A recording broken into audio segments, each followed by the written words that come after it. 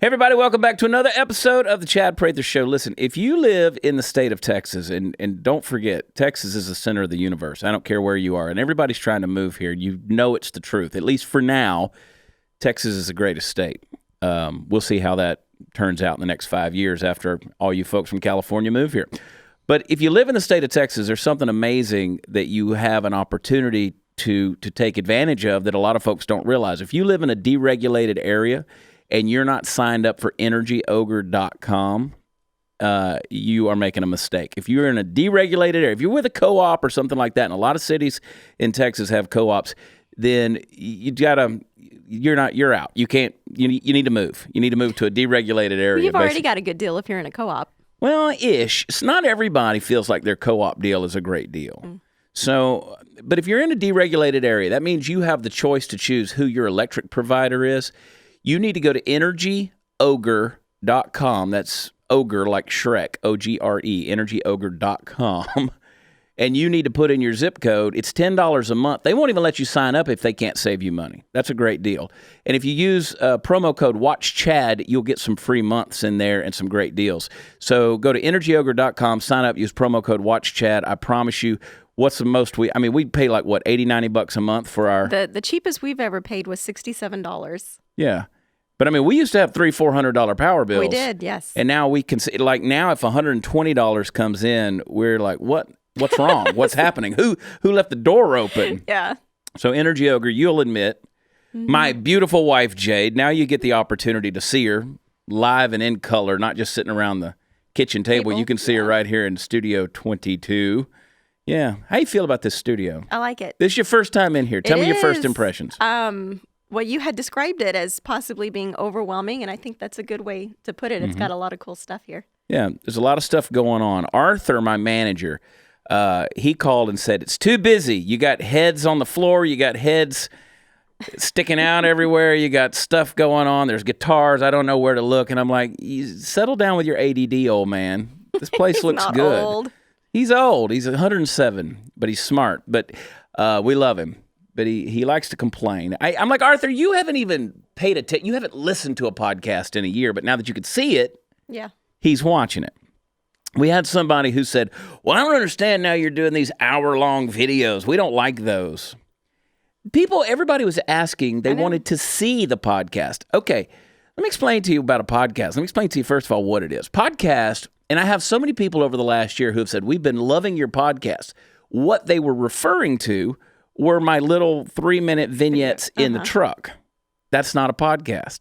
A podcast is something you subscribe to. It's like the 21st century version of radio. Right. You can stop it. You can fast forward it. You can back it up, listen to it anytime you want. It's a radio show on demand, but you got to subscribe for it. You get it for free, typically, and hopefully we have sponsors. There were people who said, you have too many commercials in your podcast. Well, that's what keeps it free for you. That's right. But what do you think about the idea of doing the entire podcast via video like this? I think it's great. I do too, because so many people were asking for it when we didn't do it that way.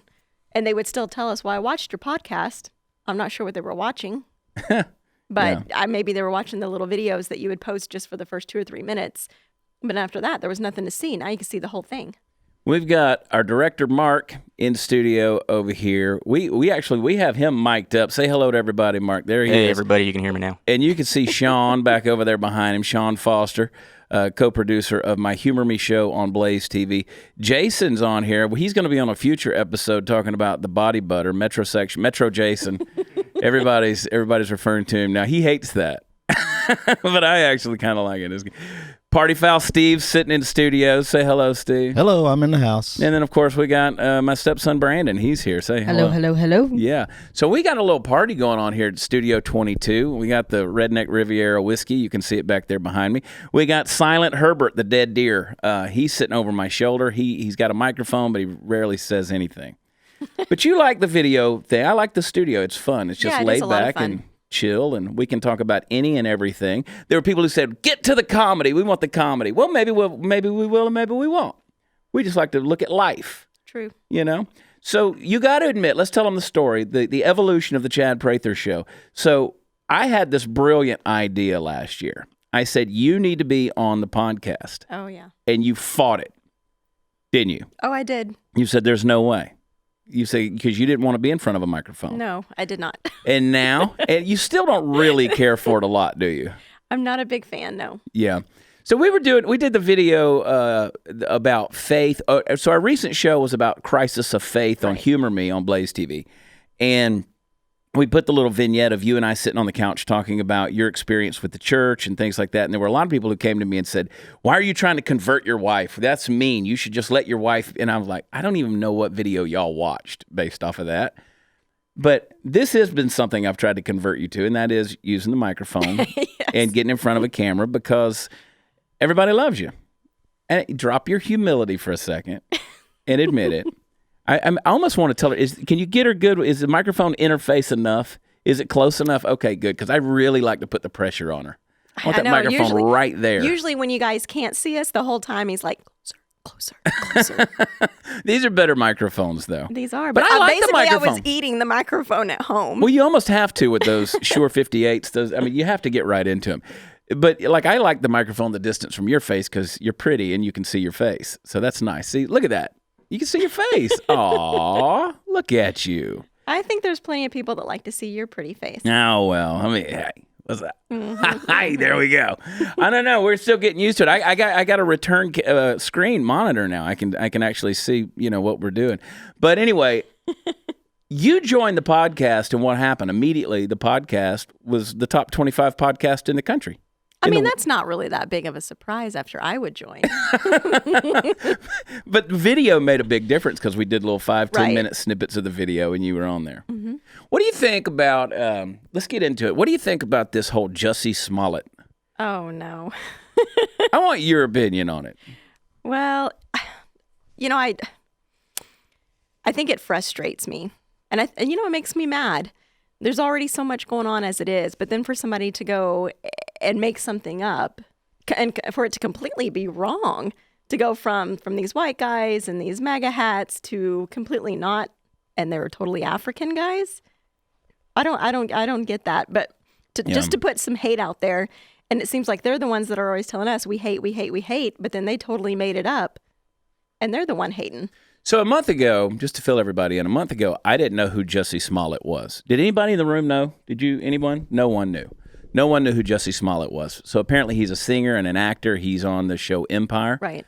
I never watched the show Empire, but I don't really watch a lot of TV. I didn't, and on January 29th, he says he went to the subway, 2 a.m., it's 15 below in Chicago, and all of a sudden 2 white guys wearing ski masks and red Make America Great Again hats attacked him, screaming, "This is MAGA country," put a noose around his neck, and poured an unknown chemical substance they assumed was bleach on his body. He reported that. Right. Long story short, he reported that, and then there was just too many sketchy things about it, and that's why there was the story. It just didn't cast so much doubt because police showed up and he still had the rope around his neck. He wasn't bruised. He wasn't abrased. There was no sign of injury, nothing like that. And so it's just the physical facts didn't match up with the deal. But he stuck with the story. And so they began to investigate, and apparently 2 men showed up on a security camera, and he said, "Yes, I'm willing to testify that those were the men that attacked me." Mm-hmm. Then he found out that it was his 2 Nigerian buddies. And he said, "I'm not willing to testify against them." Right. Okay. So what that tells me, and this is what pisses me off, is here's a guy who was willing to testify. Let's say 2 white guys were walking down the street at 2:15, 3 o'clock in the morning in Chicago. He was willing to testify against 2 completely innocent dudes had they fit the mold of the narrative. Mm-hmm. That's ridiculous. And I don't care if you're black, white, green, yellow. I don't care what color your skin is. But he was going to testify against 2 innocent guys. He was willing to do that to keep up with his narrative. So then they pick up the brothers, the Nigerian brothers who had just taken a visit to Nigeria. They pick them up at the airport on the way back, and they come in, and Chicago police talk to them, and they say, "Yeah, he paid us money to stage the whole thing." So they get released, and now Jussie's in trouble. Jussie's. But I thought he's still sticking by his story. He is sticking by his story. He lawyered up big time. Okay. And his lawyers are now speaking on his behalf, saying that, he's even more hurt now. Well, now the amazing thing is, so you take guys like Cory Booker. Cory Booker, who now says, I'm withholding anything. I'm not going to make any judgment on it until there's further evidence and there's further. But Cory Booker had no problem coming to Jussie's defense on the day after it happened and saying, there must be justice for Jussie. Right. And the same with Nancy Pelosi, who came out and put a tweet out talking about the same thing, about hate crimes and against, minorities and LGBTQRZ, whatever it is. And now that tweet, as of this morning, has been deleted. You guys know that? I did not. Nancy deleted her tweet. Mysteriously has disappeared. But that whole situation's upsetting, period. When I first heard about it, it upset me too. I don't want anybody to get beat up. All of that is unacceptable, no matter who is who. So even African-American leaders have come out, and I think it was one of the heads of the NAACP. Well, it might not have been NAACP, but anyway, I read it this morning. I could look it up, so don't quote me on that. But one of the African-American community's leaders came out and said, this guy made a huge mistake because he could have really caused a race war over something that didn't happen. Well, I think that's what he was trying to do. And, what I think is, and our friend Allie Stuckey, she tweeted something that was very close to my feelings on this. So I give her credit there. You can go see her tweet. But when you create an environment where you so glorify victimhood that you're willing to create a victim status by making up a situation so that people will identify you as a victim, we're glorifying the wrong things. We really are. Mm-hmm. There are hate crimes that happen. There are hate crimes against minorities. There are hate crimes against sexual orientations. There are all those things that actually do exist.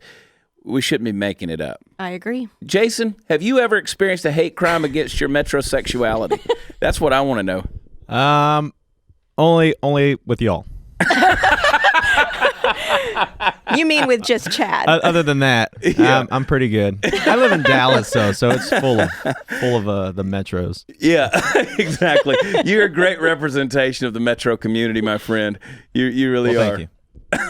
I can't tell you. So we just got back we were in San Angelo, Texas. It was a lot. We spent a lot of time in the van together. There was a lot of time. Me, Vince Moreno, got to give a shout out to Party Foul Steve, who did virtually all the driving on these miles. Jason, Sean, we were in this conversion van.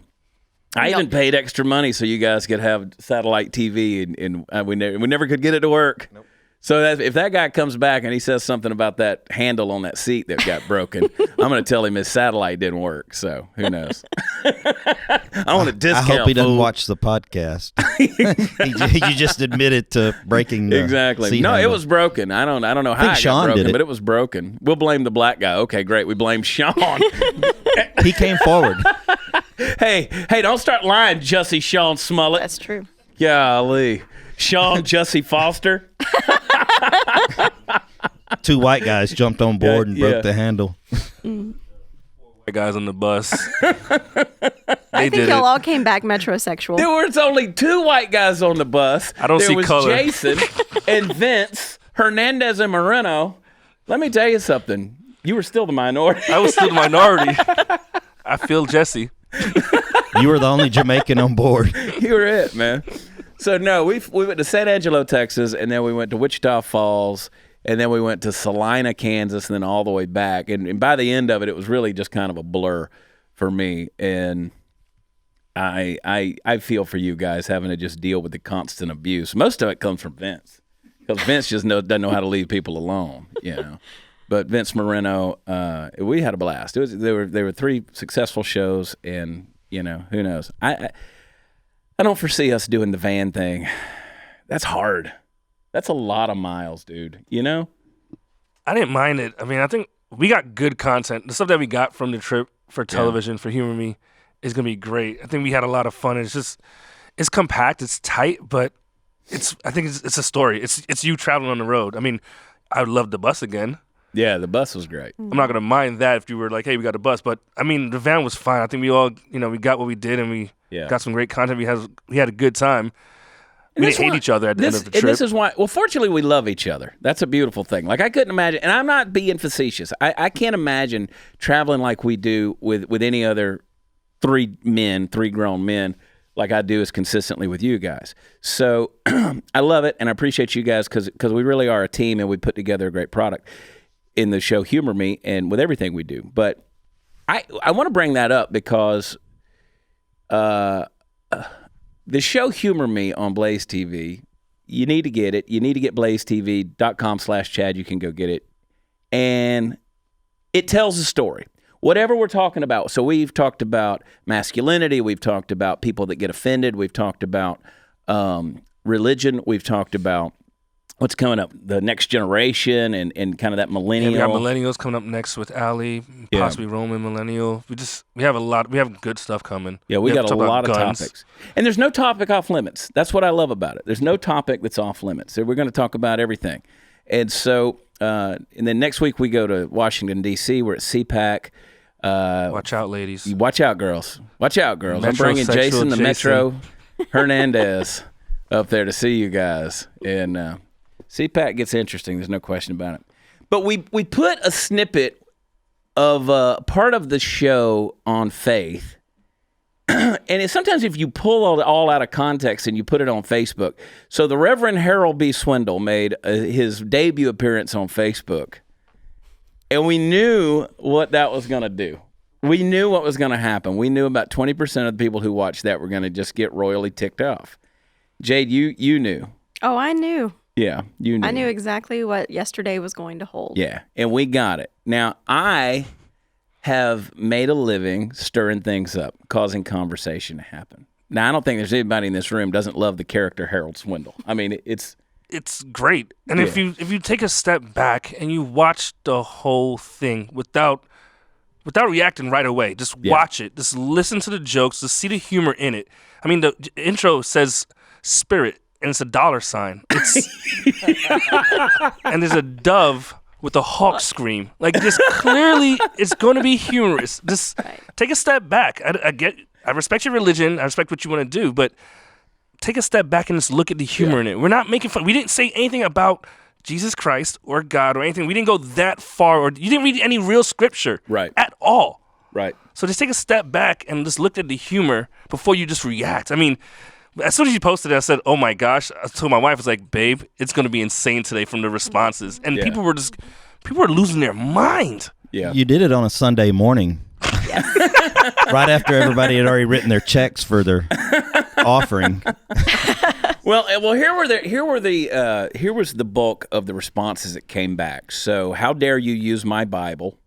How dare you make fun of Jesus? How dare do you make fun of preachers? How dare you make fun of tithing and all those things? We didn't make fun of any of that. As you guys know, my faith is important to me. I'm not going to mock my own faith, but it is a testimony to what I believe are charlatans that have capitalized off the church for a lot of years. And there are people who have bought into that hook, line, and sinker and have kind of jumped in to that thinking that is the norm. Well, listen, I'm a guy who has traveled with the church to a lot of third world countries, and I can tell you firsthand the damage that type of quote unquote Christianity has done to believers in third world countries. It's not good.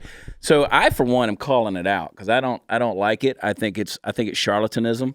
And I'm not saying that churches and ministries, I'm not saying all preachers are bad. I'm not saying all TV preachers are bad. And I'm not saying that churches don't need finances and ministries don't need finances to exist and to function and to be successful. They do.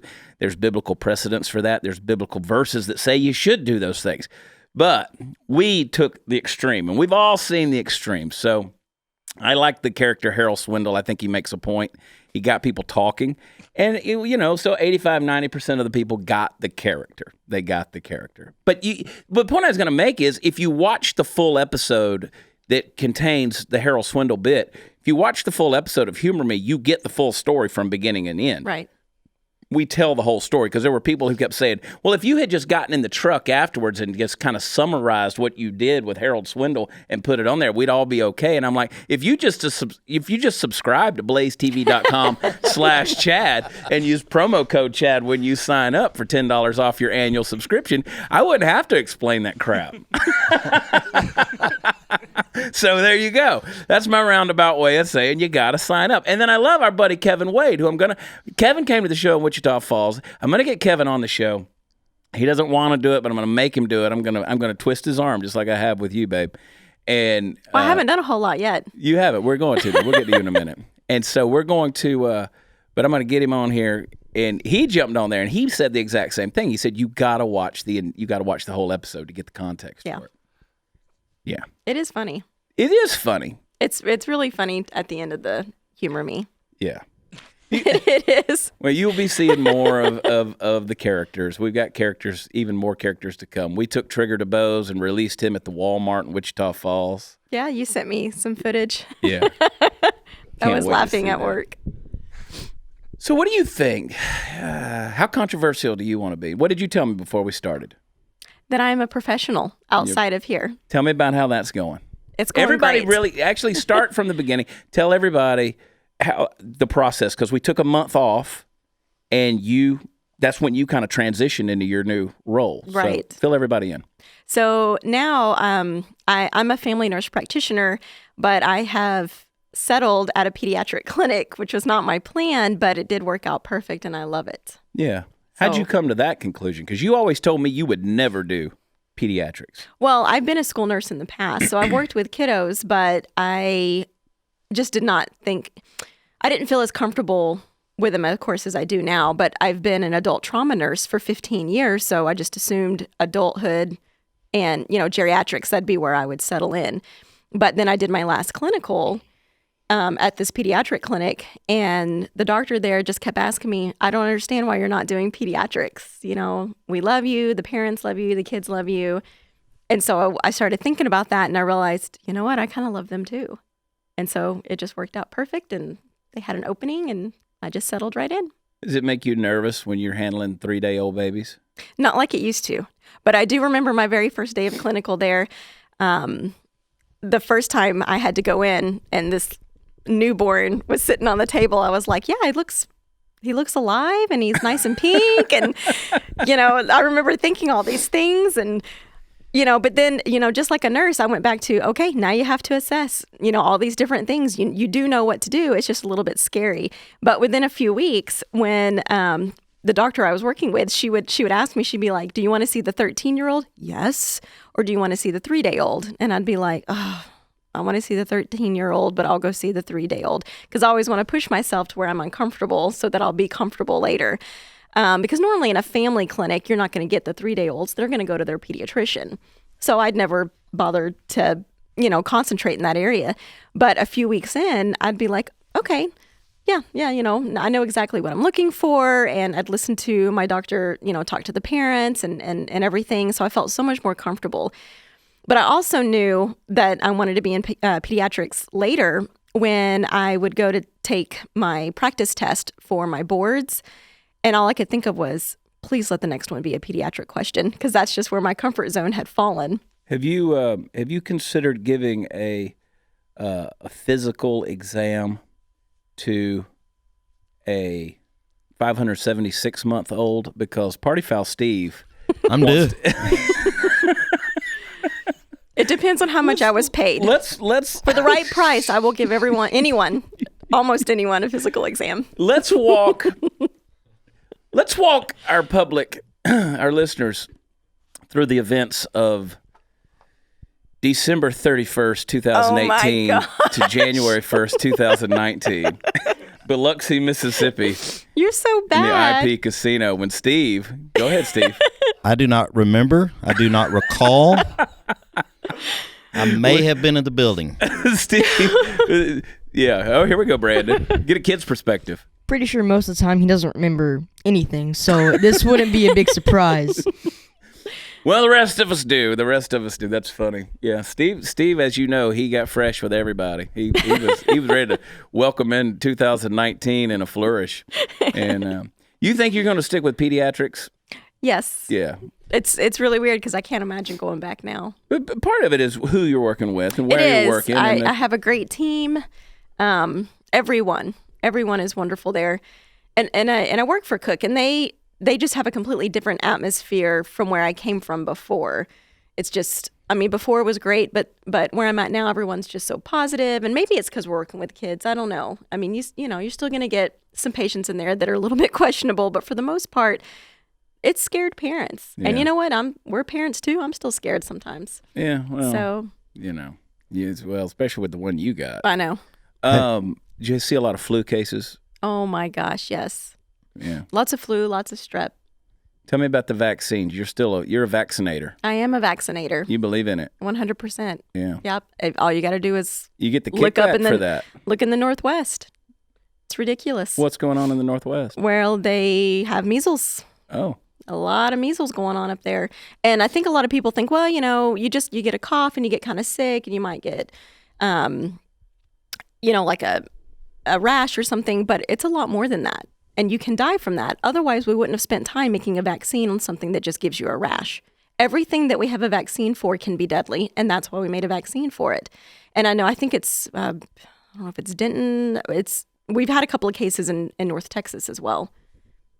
You know, I mean, it's just about, I want to say 2001, 2002, but it was gone. Measles was not in the U.S. anymore. But once we stopped vaccinating, it's going to come on. And I think, you know, I see a lot of kickback on Facebook, you know, well, why are you worried if your kids are vaccinated? Okay, well, the 1-month-old is not. The 1-day-old is not vaccinated, and they're the ones most at risk. So, you know, I understand everybody has their rights, you know, and they don't want to shoot chemicals and stuff into their body and all of that. Nobody wants to, but it's a lot better than having the measles. Yeah. I promise. I mean, it's a simple fix. And I know there was this one lady that had put on Facebook, she was very scared. She's like, my kid's not vaccinated. You know, what do you think I should do? Well, 90% of the comments were maybe vaccinate. I mean, duh, it's right there. So like if I had an open wound everywhere, if I had a femur fracture and I was bleeding all over the place and I said, hey, what do you think we should do? You might want to put some pressure on it. I mean, it really is that simple. Do something about it. There's things you can do, and that does frustrate me because we have lots and lots of people who are immunocompromised, and if they come down with that, they could die. I got a show my next show's in Everett, Washington. I don't want to come home with the measles. If you do, don't come home. Don't come home. I just stay up there. Have you had your MMR? Oh, yeah. Yeah. Yeah. That's what you need. I mean, look, I've traveled, like I said, to all these third world countries over the years, and I made sure that my shots were what they needed to be before I went to these places. I've been sick in Nigeria. I've been sick in, you know, Central America. I know. I don't want that stuff coming home. No, Here's something right here. This is a kid who did not get the proper pediatric psychiatric care. Hey, there's a phone call from Gaston Mooney right there. Look, everybody, Gaston Mooney, the president of Blaze TV, the co-president of Blaze TV, right there. He's calling me, and I just declined his call. I want to tell you about this California freshman who says that if Donald Trump builds the wall, have y'all seen this? He says even if he builds a mile of the wall, he's cutting his penis off. That's right. I bet he doesn't. I bet he doesn't. I bet he doesn't. University of California freshman Seth Greenberg has promised to publicly remove his penis. He didn't specify the method of removal. If Donald Trump begins project work on the U.S.-Mexican border wall. Somebody should hold him to it. I gotta fucking know. He said, I'm so confident that Trump is full of it that I will cut my blank off publicly if he adds even a mile of new wall, stated Greenberg in an on-the-street interview where he was simultaneously protesting prayer in public school. I promise you, he cuts his pecker off. He's going to scream for God. When pressed about the validity of his claim, Greenberg promised that I will really do this. I feel that if he does actually build any of the wall, me removing my penis publicly will bring worldwide attention to the injustice being inflicted against the Mexican people. Well, I don't know what your penis ever did to you, but this could be That his hurts first, me though. just I mean, thinking about it.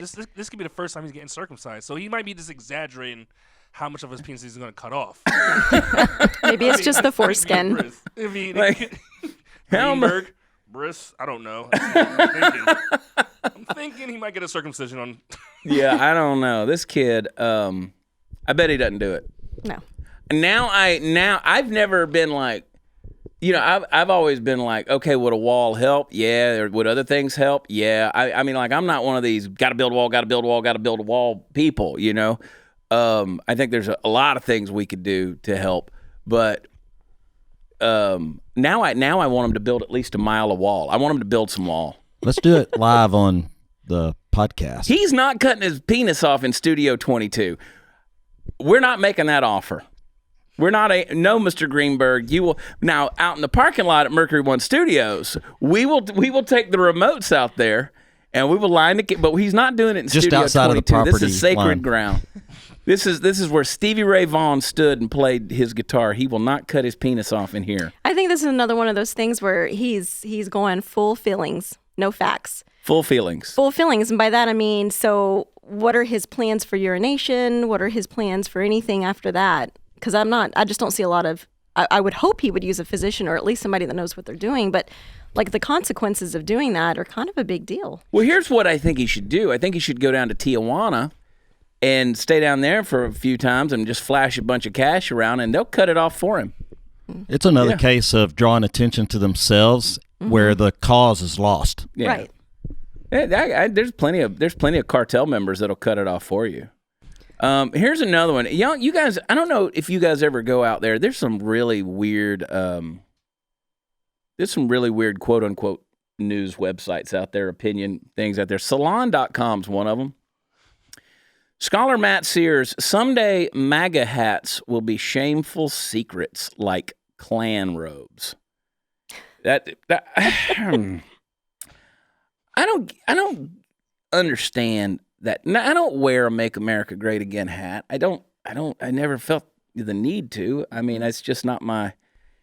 Do you guys think that that's becoming like, okay, if I go out in public and I wear a MAGA hat, I'm basically asking for it because this is now what I'm trying to say? What do y'all think on that? Jade, what do you think about that? If asking for something negative to Yeah, you're happen. asking for it. I mean, you're just going out there looking for trouble at this point. Well, I guess I would turn it around, just like they say that, hey, women should go out wearing whatever they want. They're not asking for it. But, that's the way I was brought up. Yeah. I mean, I think you should be careful what you're wearing, whether it's right or wrong. You know. But you're saying if a girl wears a short skirt, that's a bad philosophy to say, bad logic to say, well, she got raped because she was asking for it. Right. No, I don't think that that's right. Right. But, I am conscious about what I wear. I don't, even though you say all the time, are you really going to go out in that? Well, I mean, but I think hookers that if do what hookers do. Hey, no, I think that if I put on a black plastic bag, you would still say, are you really going to go out in that? I mean, I can't believe you're wearing that on TV I know. right now. I knew you were going to say Look at that. Look at those new shoes. Look at those. Look at those leopard print shoes. Hold them up there. Is that leopard print? Yep. Look at you, girl, being all fancy.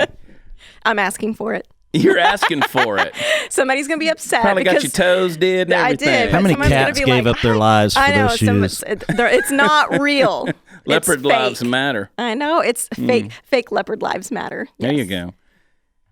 What do you think, Steve, on that deal? Well, I see MAGA hats every weekend at your shows. Usually, maybe a dozen this weekend. But I think they're just showing support for the president and what they believe in. I don't think they're out there trying to cause hate or cause trouble. Well, Sean, you got a chime on that one? Mark, anything? I don't know. I think now when I see one, I kind of think that they're kind of trying to get trouble. Yeah. But maybe that's just because that's what they've got, and maybe they don't deserve that. Yeah. What do you think, Shawnee?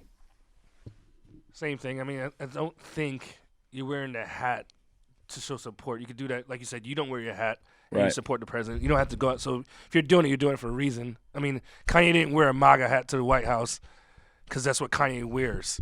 Right. He did it for a reason. So I think you're just doing it to either rile people up or you could be doing it to show your support. But I don't think you need to wear it to show your support. But it should be even. Yeah. Because now we're saying those girls are wearing those short skirts for a reason too. I You see what I'm saying? It's Yeah. not going both ways. So the women shouldn't, they can wear little nothings, a little crop top and this Yeah, little they can. skirt. But he made me change. That's what I had on before we came. I'm all right with that. But I mean, why do they get to wear that and we support them and we're behind them? But somebody puts a cap on that doesn't have any cuss words, doesn't have anything negative. Yeah. It's talking about making their country great. Why is that not okay? Now you're trying to stir something up. But her over here and her little nothing, she should be defended and everything. You see, I guess I just see it that way. Maybe they're both trying to say something. Well, I think that folks that are wearing the MAGA hats, I think they are trying to say something. I think they're trying to put their support where their convictions are, and they're trying to do that in a public way. I don't appreciate the way that people have taken the MAGA hats and made it an evil thing, like it's automatically a Klan hood, or it's automatically a sign of racism, or it's automatically a sign of hate. That's unfair. That's because this goes back to, let's take the Jussie Smollett situation. So, well, if they were wearing MAGA hats, well, then it's a quick and easy leap to believe that they would commit a hate crime against a guy out on the streets of Chicago. Mm-hmm. Of course they would commit a hate crime, because we've been led to believe that anybody doing that, they're Charlottesville protesters. They're out there ready to, they carry tiki torches and all these things. And it's an unfair characterization. And I think that what's happening is you have a lot of folks that are conservatives who are trying to say, no, we're going to wear it because we're not going to let you characterize us. We're not going to let you put us in a stereotype. We're going to prove that we're normal American citizens. We pay our taxes. We love our families. We go to church. We do, whatever we do.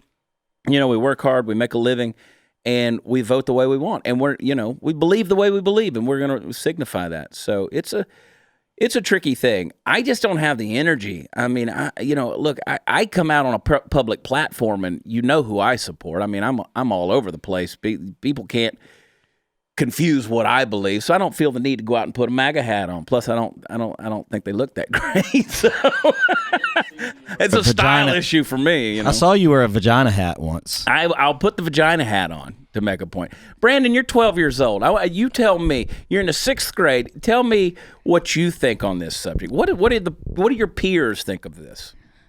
I don't see the point in wearing the hats. Honestly, I really don't see the point. What do you know? You're 12 years old. God. What have your friends said? Do you all talk about it? Mm-hmm. I try not to go political on them. Oh boy, that's probably smart. Yeah, I know. But you should hear what those 6th graders are talking about. They're all talking about college and where they're going to go and all these plans. And doing drugs in the bathroom. Pretty much, yeah. Yeah. But you're not. 6th grade, I was still worried about what my G.I. Joes were. Just wait. Insane. Just wait till your baby is there. It's a completely different world. It's getting crazy. Therein lies the issue with the mainstream media. It's the power of the mainstream media. So, and here's the funny thing. So on CNN this morning,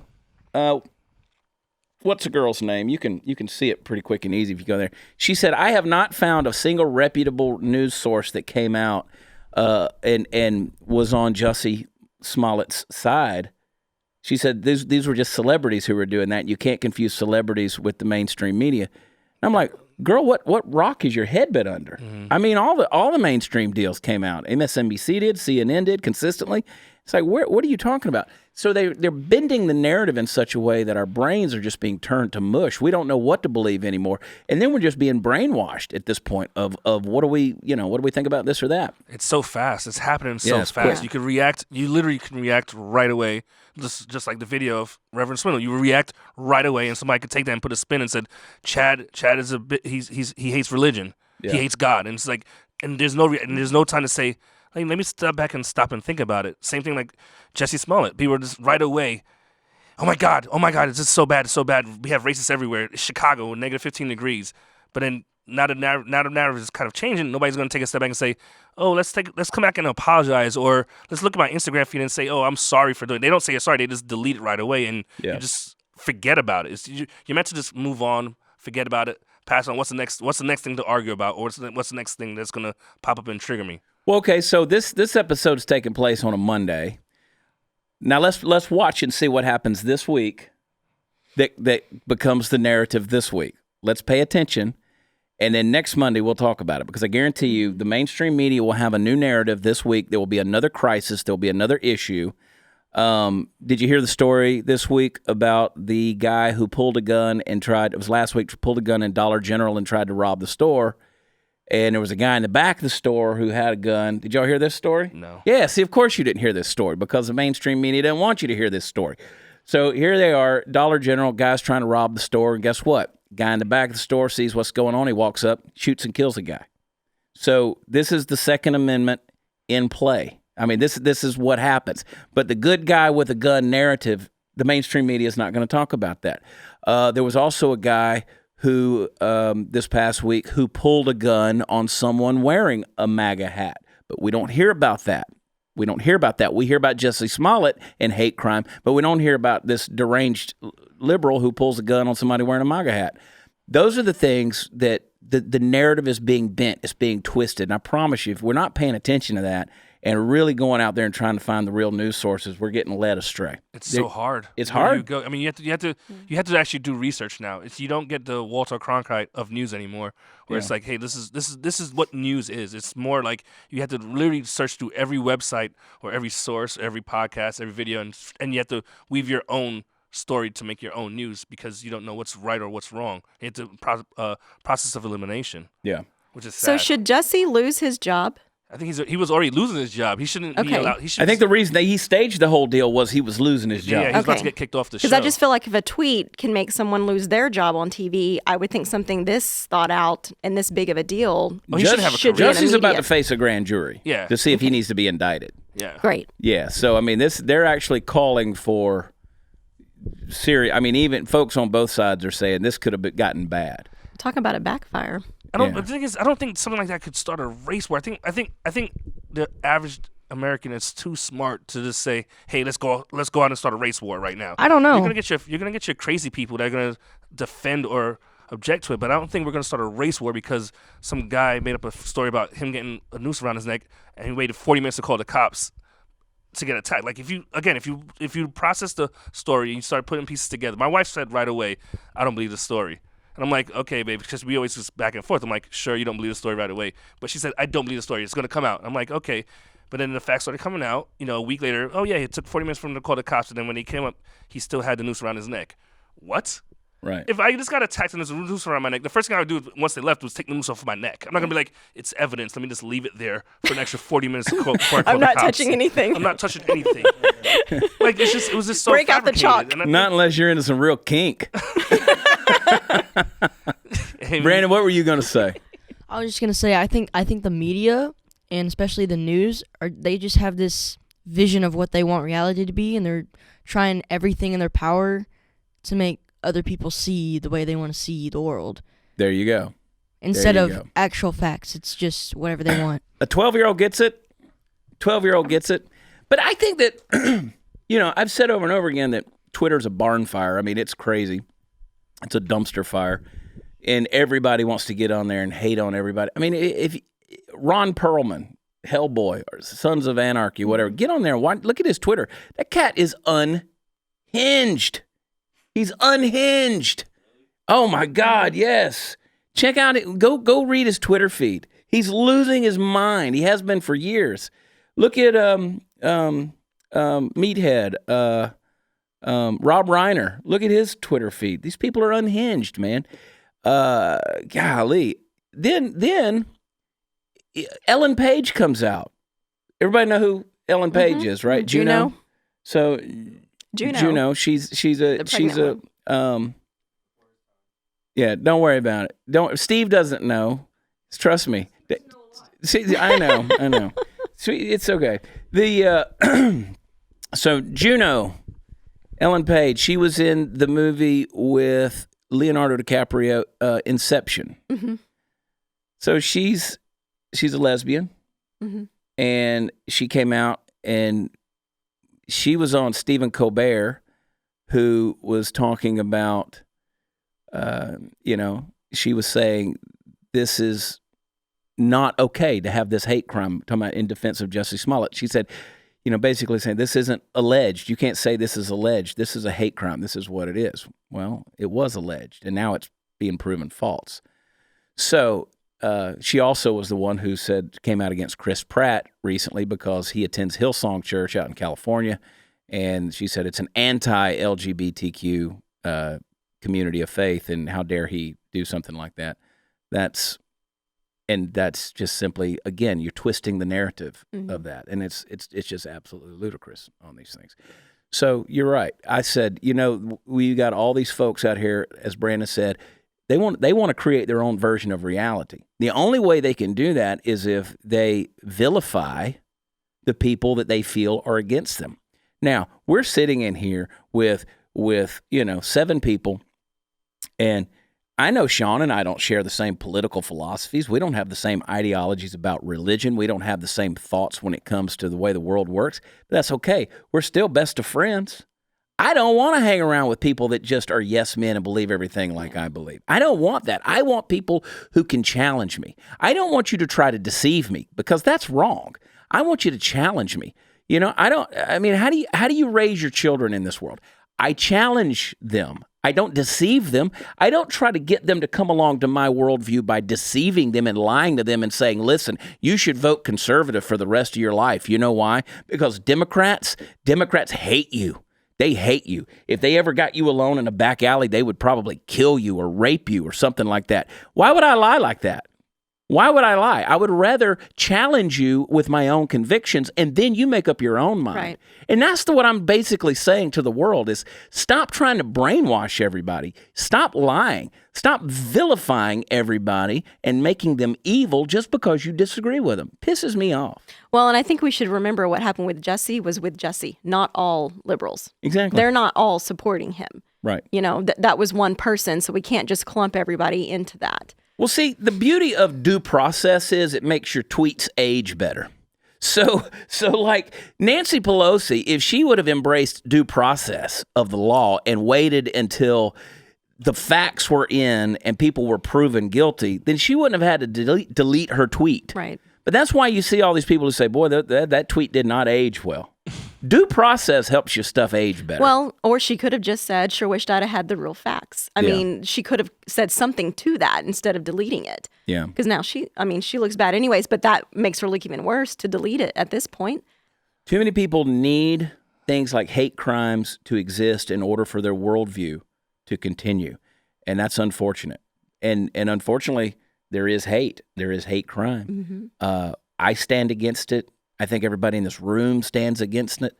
I really don't know anybody that doesn't stand against it. And I promise you, if you don't, then I don't have much use for you as a human being. I don't. Mm-hmm. So, by and large, that's not the world we live in. I've said it over and over again. People have heard me a million times say there's a real world and there's a virtual world. The real world, if I'm walking into a restaurant or a store and there's a lady walking in behind me, I don't care if she's Asian, she's African American. I'm going to hold the door open for her. I'm going to say hello, good morning, how are you? These kind of things. Then I'm going to go into the restaurant. I'm going to sit down. I'm not going to start up some political argument with every patron in the restaurant and say, well, hey, you're not like me. What's your political philosophy? And then boom, boom, boom, start banging on them. But then I go online and I start arguing with everybody who I might disagree with, and they're total strangers. So don't confuse the virtual world with the real world, Right. That's the crazy thing. It's a crazy thing. How are we doing on time? We probably got to get out of here, don't we? We got to go. All right. Jade, everybody's sticking around. We got more episodes to come. I want to make sure everybody goes energyogre.com. Use promo code WATCHCHAD. Subscribe to theblazetv.com/Chad. Use promo code Chad. Or you can use CPS, Chad Prather Show, not the people that'll come get your children. Yeah, exactly. That's Jade, unfortunate. So do you like the Humor Me show? You like where we're at on that? Yeah, I love it. Yeah? It's funny. Tells a story. It does. I like whenever it comes up during the show and it'll say, okay, the conversation, or, it kind of tells you what's about to happen, what's next in the show. I like that. Well, I got to give props and kudos to Jason and Sean, because they work hard, first of all. They're behind the 8 ball all the time and they're pressed for time because they got to get it done. And we're shooting this thing on the road and on the fly, and so many moving parts. There's a lot of production. I don't know anybody else that's really putting this kind of level of production in what we're doing, because so many shows on Blaze are like this show where it's a podcast type setting and things like that. Well, which Sean is doesn't great. sleep. He's like you. Neither one of y'all sleep. So at 3 a.m., if I got a thought, I know I can text him and he's awake. Like, I don't worry about it. Even if he's asleep, I still don't bother him. Yeah, it doesn't bother me at all. I mean, I'm always texting. My wife's like, I get up in the morning, I just know I have text from you. Yeah. And I know Jason. I bother Jason on time. Like, I'm up all the time, and it's where I work better. Jason's got some girl in the bed with him, and he's going, "Hey, honey, I think you're laying on my phone."